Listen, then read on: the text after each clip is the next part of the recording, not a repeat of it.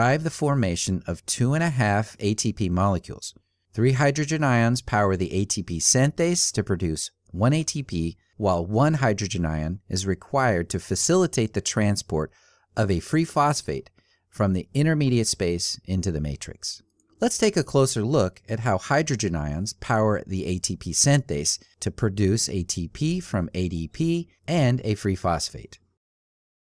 Now, the ATP synthase is a large, multi-subunit protein, often compared to a hand holding a lollipop. Now, the hand portion is known as the F0 part, while the F1 part is referred to as the lollipop.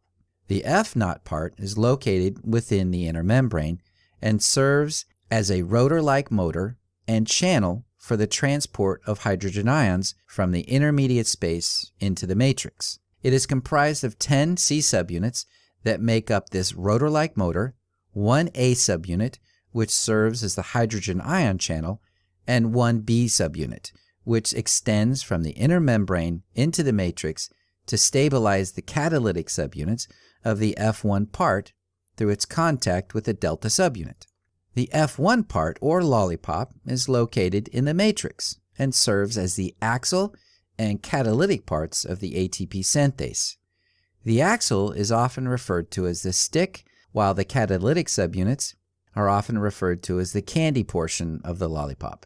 The acyl is comprised of 1 gamma and 1 epsilon subunit, which are connected to the C subunits, or rotor-like motor, and extend up into the catalytic part, which is comprised of 3 alpha and 3 beta subunits. The delta subunit has no catalytic activity. So, as we mentioned earlier, 3 hydrogen ions are required for the synthesis of 1 ATP, which starts when 1 hydrogen ion binds the C subunits, which causes the rotor-like motor to rotate 120 degrees. That hydrogen ion then exits the intermediate space through the A subunit, which acts like an ion channel.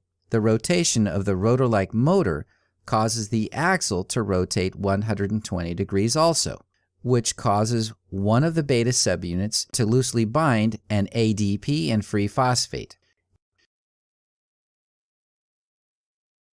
The next hydrogen ion then causes the rotor-like motor and acyl to rotate another 120 degrees, which promotes the tight binding of ADP and free phosphate.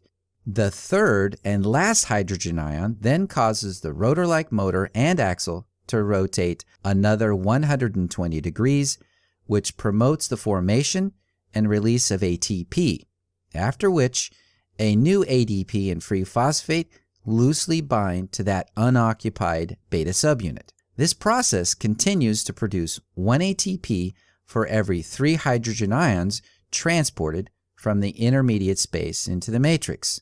Also, the synthesis of ATP occurs on each of the 3 beta subunits.